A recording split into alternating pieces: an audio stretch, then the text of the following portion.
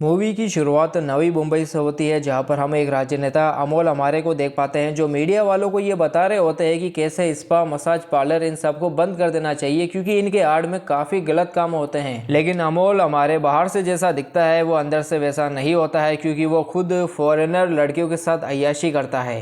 और जब वो उन दो फॉरेनर लड़कियों के साथ अपने कमरे के अंदर थ्रीसम कर रहा होता है, तब ग्लेन नाम का एक ऐसा लड़का होता है जिसने कमरे के अंदर यानी हमारे के कमरे के अंदर कैमरा फिट कर रखा होता है, जिसके अंदर जब हमारे उन दोनों लड़कियों के साथ एंजॉय कर रहा होता है वो सारा उस कैमरे में रिकॉर्ड हो जाता है। और फिर क्या, वो कैमरा ग्लेन लेकर हमारे को ब्लैकमेल करना शुरू कर देता है। वो उसे 2 करोड़ रुपए मांगने लगता है। इसके बाद हम रमाकांत नाम के एक ऐसा आदमी को देखते हैं जो शांति श्रद्धा आश्रम कॉलोनी के अंदर रहता है। रमाकांत बहुत ज्यादा कंजूस होता है। वो हर छोटी से छोटी चीज से पैसे बचाने की कोशिश करता रहता है। रमाकांत की शादी हो चुकी है। उसकी बीवी का नाम शिल्पा है। दोनों एक मिडिल क्लास कपल होते हैं जिनकी लाइफ नॉर्मल चल रही है। लेकिन रमाकांत जिस कॉलोनी में अपनी बीवी के साथ अभी रह रहा है, वहाँ पर जवान कम और बुजुर्ग लोग ज्यादा रहते हैं। इस वजह से शिल्पा बार बार रमाकांत को कहती रहती है कि उन्हें दूसरी जगह शिफ्ट हो जाना चाहिए, लेकिन किराया ज्यादा होने के डर से रमाकांत वही रहता है। अब जिनके फ्लैट के अंदर ये किराएदार के तौर पर रह रहे हैं वो डिसूजा आंटी का फ्लैट होता है, जो उनकी ही कॉलोनी के अंदर रहती है। और ग्लेन जिसने राजनेता अमारे की वो अश्लील वीडियो रिकॉर्ड की है, जो कि उसके पास अभी एसडी कार्ड में सेव है, वो डिसूजा आंटी का ही बेटा होता है, जो कुछ काम धंधा तो नहीं करता रहता है। वो एक चर्सी होता है। वो ड्रग्स गांजा लेता रहता है। इसीलिए उसकी मम्मी डिसूजा आंटी हमेशा ही उससे बहुत ज्यादा दुखी रहती है। अब देखिए, रमाकांत इतना ज्यादा कंजूस होता है कि वो खुद के घर पर कोई नाश्ता नहीं करता है। वो सुबह सुबह डिसूजा आंटी के घर पर चला जाता है और वहीं पर टोस्टर खाकर वो टोस्टर का नाश्ता करता है, क्योंकि अक्सर डिसूजा आंटी टोस्टर खाती रहती है। वो सुबह के नाश्ते में सिर्फ टोस्टर ही खाती है। और मौका देखते ही हर बार रमाकांत डिसूजा आंटी को उनका किराया कम करने की बात कहता रहता है, और डिसूजा आंटी भी उसकी बातों में आकर कुछ न कुछ किराया कम करती रहती है। जैसे कि इस बार वो 500 रुपये कम कर देती है। लेकिन ये बात उनके बेटे ग्लेन को बिल्कुल भी अच्छी नहीं लगती है कि बार बार उसकी मम्मी रमाकांत के किराए को कम कर दे। उसी कॉलोनी के अंदर पेरवानी नाम की एक आंटी भी रहती है, जो डिसूजा आंटी की काफ़ी अच्छी दोस्त है। रमाकांत की परफ्यूम की दुकान है, यानी कि वो परफ्यूम बेचता है। कुछ समय के बाद शिल्पा अपने पति रमाकांत को लेकर एक इलेक्ट्रॉनिक्स की दुकान के अंदर चली जाती है, क्योंकि उसके गुरुजी की बेटी की शादी है और उन्हें वहीं पर जाना है। अब वैसे रमाकांत का शादी में गिफ्ट देने का कोई मन तो नहीं होता है, लेकिन शिल्पा कैसे भी शादी में अपनी गुरुजी की बेटी को गिफ्ट देना ही चाहती है। इस वजह से वो रमाकांत को काफ़ी फोर्स करती है और उसे बोलती है कि गिफ्ट तो लेना ही होगा। इस वजह से वो उस दुकान से एक 5,000 रुपये का एकदम नया टोस्टर ले लेते हैं। लेकिन उस 5,000 के टोस्टर को लेने के बाद रमाकांत का दिल बहुत दुखता है, क्योंकि वो कुछ ज़्यादा ही महंगा टोस्टर ले लेते हैं। कुछ समय के बाद रमाकांत शिल्पा के साथ शादी के अंदर चला जाता है और गुरुजी की बेटी को वो गिफ्ट यानी कि वो टोस्टर उन्हें गिफ्ट के तौर पर दे देता है। लेकिन वहाँ पर वापस पैसा वसूलने के लिए रमाकांत दबाकर खाता है। साथ ही वो एक थैली के अंदर भी खाने को भरने लगता है, क्योंकि वो पूरा पैसा वसूल करना चाहता है, क्योंकि सबसे बड़ा गिफ्ट वो ही देता है। हालांकि अगली सुबह जब शिल्पा से रमाकांत को ये पता चलता है कि उसके गुरुजी की बेटी की शादी तो कैंसिल हो चुकी है, क्योंकि शादी के अंदर दुल्हन की गर्लफ्रेंड आ गई थी जो कि प्रेग्नेंट थी। इस वजह से गुरुजी की बेटी की शादी कैंसिल हो गई। ये सुनने के बाद रमाकांत को बहुत दुख होता है, क्योंकि उसने तो शादी के अंदर सबसे महंगा गिफ्ट दिया था। लेकिन अब उसे ऐसा लगने लगता है कि उसका पैसा वेस्ट हो गया, उसका दिया हुआ गिफ्ट बेकार चला गया। इस वजह से अब वो अपने गिफ्ट को वापस लेना चाहता है। इसी वजह से वो तुरंत उसकी बीवी शिल्पा के गुरुजी के घर पर चला जाता है और बातों को घुमा फिरा कर शिल्पा के गुरुजी से और उनके घर वालों से अपना दिया हुआ गिफ्ट वापस मांगने लगता है। अब उनको बहुत अजीब लगता है कि कोई दिया हुआ गिफ्ट वापस कैसे मांग सकता है। दरअसल उसके अंदर कोई शर्म हया है ही नहीं। वो मुंह पर ही अपना टोस्टर, अपना गिफ्ट वापस मांगने लगता है। हालांकि उसे गुरुजी से ये पता चलता है कि उन्होंने शादी के अंदर जितने भी गिफ्ट आए थे वो सारे एक अनाथालय में दान कर दिए। इस वजह से रमाकांत उस अनाथालय के अंदर भी पहुंच जाता है। उस अनाथालय को नंदिनी नाम की एक औरत चलाती है। अब जब रमाकांत वहां पर जाता है तो उसे अपना टोस्टर दिख जाता है, जो कि नंदिनी के पास होता है, जो टोस्टर से टोस्टर निकाल कर खा रही होती है। लेकिन अब रमाकांत उस टोस्टर को कैसे भी पाना चाहता है, लेकिन नंदिनी मना कर देती है कि वो टोस्टर और सारे गिफ्ट गुरुजी के परिवार ने उनके अनाथालय को दान किए हैं। इस वजह से अब वो सारे गिफ्ट उनके हैं और टोस्टर भी। लेकिन रमाकांत नंदिनी को बोलता है कि वो टोस्टर उसने 5,000 रुपये के अंदर खरीदा है, वो उसका है, और वो उसका लाइफ टाइम वारंटी कार्ड भी दिखाता है, जिसे कि नंदिनी अपने पास रख लेती है। अब रमाकांत को पता चल जाता है कि नंदिनी उसे वो टोस्टर वापस तो देने नहीं वाली है, इस वजह से वो रात को वो टोस्टर कैसे भी उस अनाथालय से चुरा लेता है। हालांकि जब अगली सुबह डिसूजा आंटी अपने बेटे ग्लेन को उनका टोस्टर रिपेयर करके लाने के लिए बोलती है जो कि बिगड़ चुका होता है, तो ग्लेन ध्यान नहीं देता है और वो उस टोस्टर को उठा लेता है जो कि रमाकांत का एकदम नया टोस्टर है। और अभी तक भी ग्लेन उस राजनेता अमारे को ब्लैकमेल कर रहा है, 2 करोड़ रुपए के लिए उसे अभी तक ब्लैकमेल कर रहा है। लेकिन फिर हमारे एक मॉल के अंदर एक आदमी को उससे बात करने के लिए भेजता है, डील करने के लिए भेजता है। अब जब मॉल के अंदर ग्लेन उस आदमी से मिलता है जो कि इंस्पेक्टर बालाघोड़े होता है, जिसके बारे में ग्लेन को नहीं पता है कि वो जिस आदमी से डील करने के लिए उस मॉल के अंदर आया है वो इंस्पेक्टर है, पुलिस वाला है, लेकिन वो तो अनजाने में उससे डील कर रहा होता है। हालांकि बालाघोड़े इंस्पेक्टर बालाघोड़े ग्लेन को समझाता है कि वो ये ब्लैकमेलिंग करना छोड़ दे, इससे उसकी जान भी जा सकती है, या तो फिर वो पैसे कम करे या फिर ब्लैकमेल करना बंद कर दे। अब ग्लेन को इंस्पेक्टर बालाघोड़े की बात से थोड़ा डर लगने लगता है, इस वजह से वो उस SD कार्ड को उस नए टोस्टर में डाल देता है ताकि उस SD कार्ड की सेफ्टी रह सके, वो वीडियो सुरक्षित रह सके। वही उस अनाथालय को संभालने वाली औरत नंदिनी पुलिस स्टेशन के अंदर रमाकांत के खिलाफ कंप्लेंट कर देती है कि उसने उनके अनाथालय का टोस्टर चुराया है। इस वजह से पुलिस उसके घर पर जाती है, तलाशी लेती है, लेकिन उन्हें रमाकांत के घर से कोई टोस्टर नहीं मिलता है। वही उस दौरान डिसूजा आंटी की बाथरूम में पोटी करते समय मौत हो जाती है और जब उनका फेनरल होता है तब रमाकांत वहाँ से यानी डिसूजा आंटी के घर से उनके किचन से अपने टोस्टर को वापस लेने की कोशिश करता है, लेकिन ग्लेन उसे नहीं लेने देता है क्योंकि उसके अंदर वो SD कार्ड है, इसलिए वो उस टोस्टर को रमाकांत को नहीं लेने देता है। अब डिसूजा आंटी के फेनरल पर तो रमाकांत अपने टोस्टर को ग्लेन से नहीं ले पाता है, इस वजह से वो रात को बुर्का पहनकर उसके घर पर जाता है और उस टोस्टर को चुराने की कोशिश करता है, लेकिन ग्लेन चर्सी है, वो ड्रग्स लेता रहता है, इस वजह से वो नशे में होता है और बुरखे के अंदर रमाकांत को अपनी माँ समझ रहा होता है, अपनी मम्मी डिसूजा आंटी समझ रहा होता है, लेकिन बाद में उसे पता चल जाता है कि वो रमाकांत है जो कि अपने टोस्टर को लेने के लिए वहाँ पर आया है। इस वजह से दोनों के अंदर टोस्टर को लेकर छीना झपटी होती है, लेकिन उसी छीना झपटी के अंदर ग्लेन बालकोनी से गिर जाता है और फिर गिरने की वजह से उसकी वहीं पर मौत हो जाती है।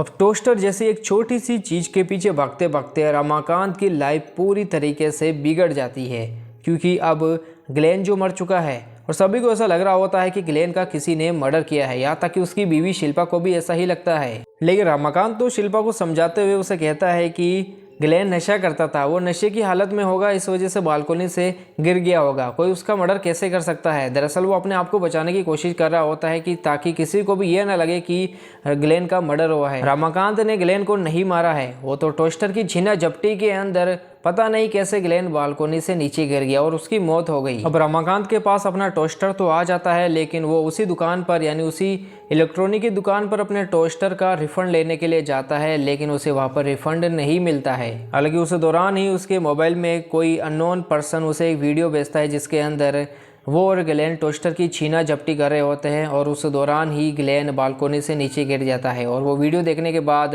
रमाकांत काफ़ी ज़्यादा डर जाता है, क्योंकि वो उस वीडियो की वजह से अब जेल जा सकता है, पुलिस उसे पकड़ सकती है, क्योंकि पुलिस को फिर ऐसा ही लगेगा कि उसने ही ग्लेन को बालकोनी से धक्का दिया था, उसने ही ग्लेन को मारा है। इस वजह से अब रमाकांत की पेट गीली होने लगती है, उसे बहुत डर लग रहा होता है। अब जिस व्यक्ति ने रमाकांत की वो वीडियो रिकॉर्ड की गई होती है, वो व्यक्ति रमाकांत को अपने पास बुलाता है। अब जब रमाकांत उसके पास जाता है तो उसे पता चलता है कि वो पर्सन और कोई नहीं बल्कि उनकी ही कॉलोनी की पेरवानी आंटी है, जिसने ही उसकी वीडियो रिकॉर्ड की थी और फिर बाद में उसे भेजी।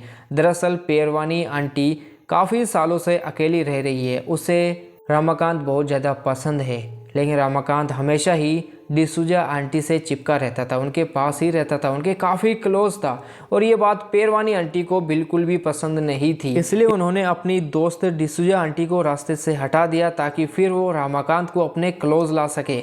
दरअसल वो कई सालों से अकेली रह रही है, उनके पति की मौत हो चुकी है, इसी वजह से वो अपना अकेलापन दूर करने के लिए रमाकांत को, जो कि उन्हें काफ़ी अच्छा लगता है, वो उसे अपने क्लोज लाना चाहती है। अब जब रमाकांत पेरवानी आंटी का ये खतरनाक वाला रूप देखता है तो वो सरप्राइज हो जाता है कि आखिर पेरवानी आंटी ऐसी कैसी हो सकती है।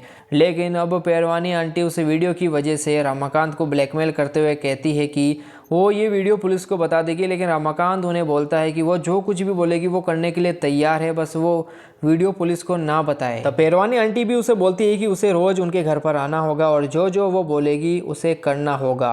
अब रमाकांत भी उनकी सारी बातें मान जाता है और फिर वो रोज़ पेरवानी आंटी के घर पर जाने लगता है। वो उनके पैर दबाता है, उनकी मसाज करता है और घर के भी उनके सारे काम वो कर देता है। लेकिन अब वो अपने घर पर लेट पहुंचता है क्योंकि वो ज़्यादातर समय अब पेरवानी आंटी के घर पर उनके साथ ही रहता है। और अब शिल्पा को भी ऐसा लगने लगता है कि उसका पति रमाकांत, जो कि पहले डिसूजा आंटी के क्लोज था, अब वो उनकी दोस्त पेरवानी आंटी के क्लोज हो चुका है। लेकिन अभी तक शिल्पा को नहीं पता है कि कैसे पेरवानी आंटी, जो बाहर से बहुत सीधी दिखती है, उसने कैसे रमाकांत उसके पति की बैंड बजा रखी है। उस दौरान इंस्पेक्टर बालागौड़े को यह पता चल जाता है कि ग्लेन ने वो वीडियो उस टोस्टर के अंदर छिपाई थी, क्योंकि उन्होंने ग्लेन के हाथ के अंदर वो टोस्टर देखा था। इस वजह से अब इंस्पेक्टर बालागौड़े उस टोस्टर को ढूंढना शुरू कर देते हैं, जो कि रमाकांत का है। दरअसल वो राजनेता हमारे इंस्पेक्टर बालागौड़े को उसकी वीडियो को ढूंढने के लिए ही काम पर लगाता है और इसके बदले हमारे इंस्पेक्टर बालागौड़े को डिज्नीलैंड की फ्री टिकट देने वाला है। लेकिन अब रमाकांत पेरवानी आंटी से पूरा थक चुका है, परेशान हो चुका है और अब तो पेरवानी आंटी उसे ब्लैकमेल करते हुए उससे 50 लाख रुपए भी मांगने लगती है। इस वजह से दुखी होकर ये बात वो गुड्डू भैया को बता देता है। गुड्डू भैया वो आदमी है जो दुबई से परफ्यूम्स लेकर आते हैं और रमाकांत को बेचते हैं। लेकिन जब गुड्डू भैया गन लेकर पेरवानी आंटी को मारने के लिए जाते हैं तो पेरवानी आंटी ही गुड्डू भैया को मार देती है। और जब ये रमाकांत देखता है तो वो बहुत ज़्यादा हैरान दंग रह जाता है कि आखिर कैसे पेरवानी आंटी ने तो गुड्डू को ही मार दिया, जो कि पेरवानी आंटी को मारने के लिए रमाकांत ने भेजा था। और अब तो पेरवानी आंटी गुड्डू की लाश को रमाकांत से ही एक थीम पार्क के पास दफनाती है, जिससे अब रमाकांत समझ जाता है कि पेरवानी आंटी कोई मामूली चीज़ नहीं है। उस दौरान पेरवानी आंटी भी सेफ्टी के लिए रमाकांत की वीडियो वाला SD कार्ड उसी टोस्टर में डाल देती है, जो कि रमाकांत का है। और अब उस टोस्टर के अंदर 2 SD कार्ड है, एक तो उस राजनेता हमारे की अश्लील वीडियो वाला और दूसरा रमाकांत की वीडियो वाला, जिसके अंदर वो ग्लेन के साथ टोस्टर को लेकर झगड़ा कर रहा है, छीना झपटी कर रहा था। वही अब शिल्पा को भी ऐसा लगने लगता है कि उसका पति कुछ तो झोल झमेला कर रहा है, क्योंकि उसने कई बार इंस्पेक्टर बालागौड़े को टोस्टर की बात करते हुए सुना। इसलिए अब शिल्पा को ऐसा लगने लगता है कि टोस्टर के अंदर कुछ तो छिपा हुआ है, कुछ तो राज है। इसीलिए अब शिल्पा अपने पति को फॉलो करने लगती है।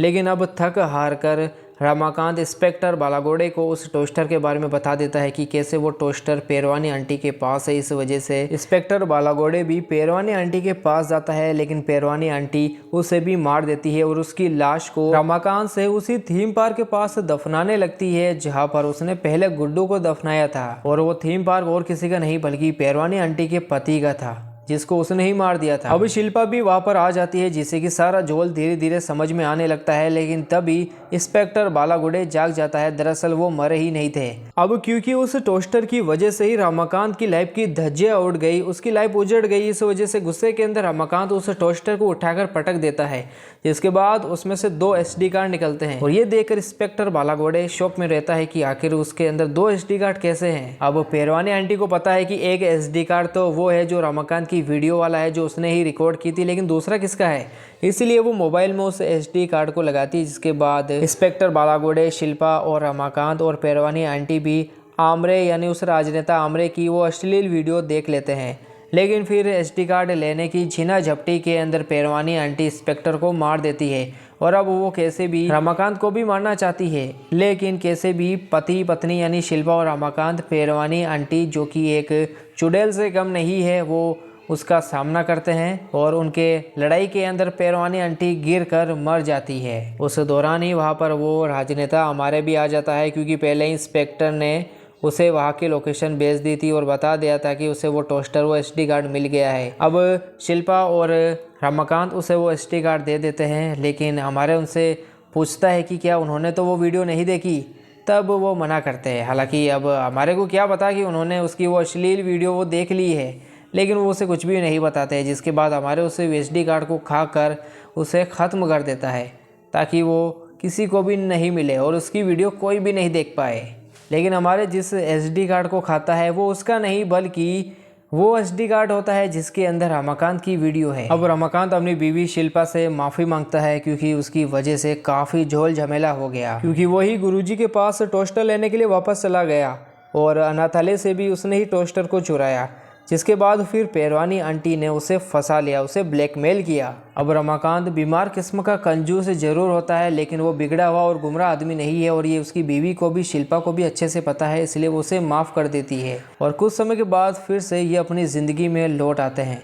लेकिन अभी भी रमाकांत कंजूस ही है, वो अपनी कंजूसी को बिल्कुल भी नहीं छोड़ता है, क्योंकि वो अभी भी अपनी बीवी शिल्पा को बाहर खाना खिलाने के नाम पर सिर्फ भंडारे या फिर लंगर वगैरह के अंदर ही खाना खिलाने के लिए ले जाता है। उस दौरान ही रमाकांत की अपनी दुकान पर एक ऐसा आदमी से मुलाकात होती है जो कि उसके जैसे ही कंजूस होता है, जिससे मिलकर रमाकांत बहुत खुश होता है। दोस्तों, ये फिल्म दिखाती है कि कैसे एक छोटी सी चीज़ इंसान को किस हद तक ले जा सकती है। ओवर सेविंग या फिर ओवर लालच भी डेंजरस हो सकता है। मिडिल क्लास एंजाइटी, पैसे का डर तो फनी तरीके से दिखाया गया है। छोटी चीज़ों को बड़ा बना देना प्रॉब्लम की जड़ है। एक छोटा सा लालच इंसान को बर्बादी तक ले जा सकता है। और दोस्तों, इसी के साथ ये मूवी यहीं पर ख़त्म हो जाती है।